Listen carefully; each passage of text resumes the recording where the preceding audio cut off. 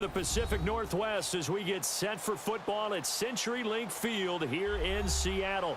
This crowd, as we've come to expect in recent years, as loud as any in the NFL, and they get even louder when their Seahawks are introduced. We're ready for football as the Seahawks get set to do battle with the Baltimore Ravens.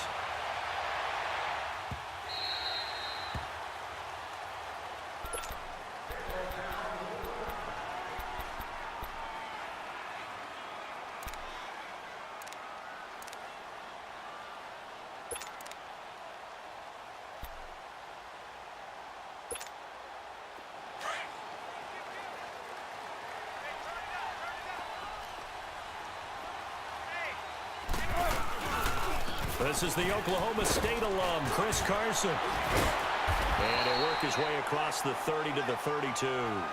7 yards on the pickup there, and it'll leave him with a 2nd and 3. Speaking of Chris Carson, week 1 he had 7 carries, 6 in week 2. And Pete Carroll says he's gassed in that Monday night game after playing on special teams. Well, then he comes back on week 3, carries the ball 32 times, CD. Yeah, for 102 yards and a touchdown. So my guess, he didn't play much on special teams against Dallas. They made sure he just carried the football. And first-round pick Rashad Penny only got 3 carries. But here's why Chris Carson became the lead guy. Physical, physical, physical. He's going to pound it inside the tackles. He's going to make defenses have to tackle him over and over. And after a while, you don't want to hit that guy anymore. And he wore down the Dallas defensive front and allowed Seattle to make some extra plays. Now a 3rd down throw, but it misses the target, incomplete. Okay, look at this. The punt team nowhere to be found. They're on the sidelines. Offense going to go for this on the opening drive. They'll indeed go for it with Wilson. Oh, and a bad throw there. It's intercepted. Picked off near the 34. And his guys are going to take over at the 31-yard line. Certainly not how they envisioned ending their opening drive here in the first quarter. Too many ones in this play. First quarter, first drive, first interception thrown. And that last one, that hurts. Flacco. That's caught over the middle by Hurst. And inside the 20 before he's brought down. 12 yards to pick up there. Good for a Raven first. I got a kick out of that one, partner. You and I talk often about trying to hide receivers in certain situations. But a guy of his size, you can't really hide him. But the tight end drag route, definitely an effective way to sneak him across the formation for an easy completion and a first down. That one good for 17 yards, and now they've got it 1st and goal. So much goes into a successful play, doesn't it? How about that play action there, freezing the defense just enough to bring the tight end free downfield for the completion.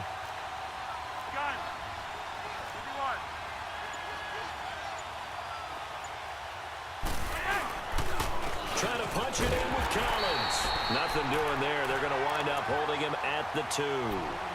No gain there, and it's going to set up 2nd and goal.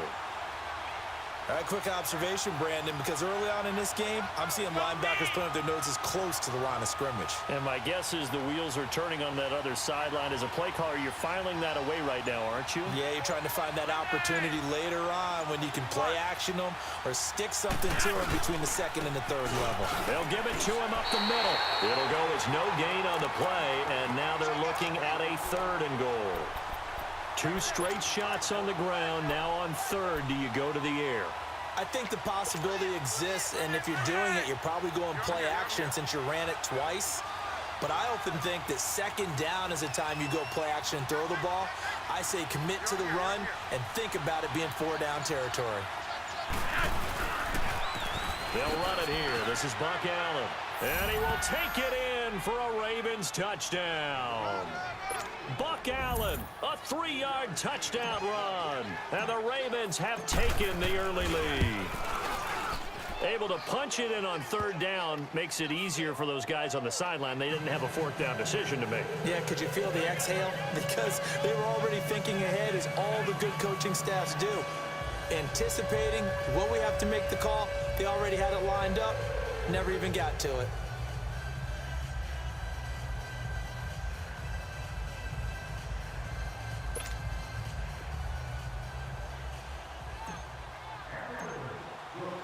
Here's Tucker now out to kick this one away.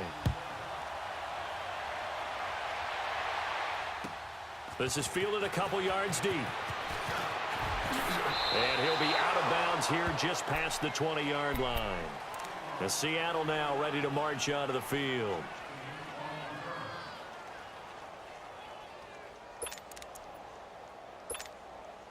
Wilson and the Seahawks take over now, 1st and 10 at their own 21. They'll start out on the ground with Carson. And some room to roam now. And all the way down to the 37. A big play that time for the Seahawks. Give him 42 yards on the ground. So how about that for a chain mover? They're all the way down inside the 40 now for 1st and 10. On 1st and 10, it's Wilson. And the Raven pressure too much. Down he goes. Tim Williams in there to bring him down for a loss of 7. Hindsight is 20/20, partner. Maybe they should have kept it on the ground again. Well, it almost looked like the O-line was run blocking again. I mean, they opened up a big hole last time. This time they opened up a hole, and the quarterback got sacked. They go play action now. Wilson. And incomplete there. A nice hit. Jars the ball free and brings up 3rd down. You get a tight end like this, and you know he's used to dishing out punishment, but here, he's one that has to absorb the contact, and as a result, unable to hold on to the football. 3rd and long. It's Wilson.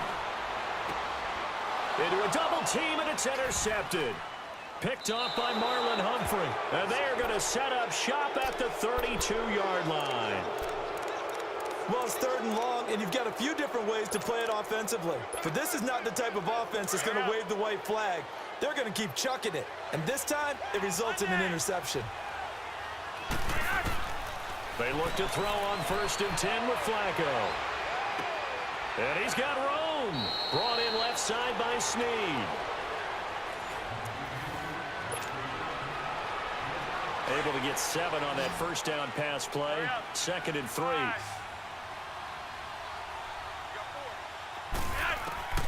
Operating out of the gun. Flacco. Over the middle here to Brown. And he'll get this one down near the 20-yard line. Just shy of the 20. A gain of 39 that time. So the big play gets him all the way down to the outskirts of the red zone here for 1st and 10. They'll run it now out of the gun. And he stopped immediately there. The tackle made by K.J. Wright. I know the scouting report on him is that he doesn't possess the eye discipline to be an elite linebacker. And what that means is his ability to read, react, and make a play. But on that one, he looked like one of those guys. Flacco here on 2nd down. He's going to be sacked back at the 23-yard line.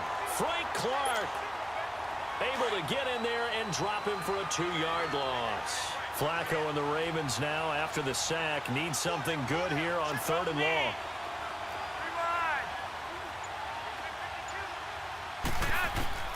Flacco from the gun. And able to find John Brown. And he will be... And now a fumble. The ball's out. They're able to convert on 3rd down, and that sets up a 1st and goal. He's such a good route runner. Shows it there on 3rd down. Very proficient and a good pass. And you know what I've observed over the years in the NFL? The better a route runner... Got a man, it's caught for a Ravens touchdown. Willie Snead from 6 yards away. And the Ravens will extend their lead.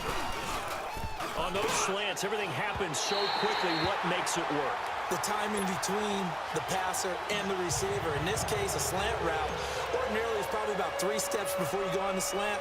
In this amount of time, I think it was a 2-step deal. Boom, put his foot in the ground and got inside for the pass. Got inside for the pass, got inside for the catch and the score. The Seattle now ready to march out of the field. And it's been a miserable start for them offensively. Obviously, 2 drives, 2 interceptions. And this is where you have to know your quarterback and know how you actually have to reach him. Do you do it with a little bit of humor? Maybe you break the ice a little bit like, hey, didn't we practice in that color jersey all week? Not the one that you're throwing it to? Or maybe you have to be stern with him. But whatever it's going to take to get the message, it has to be done. He's putting the game in jeopardy.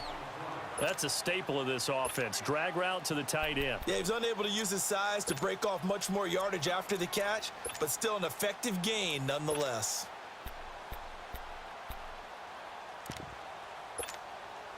They don't need to run another play here before the 2-minute warning. Let's see if they do it anyway. They'll run it now out of the gun. And he'll get this up only to about the 33. A minute 59 to go in the first half. Back to CenturyLink Field after this.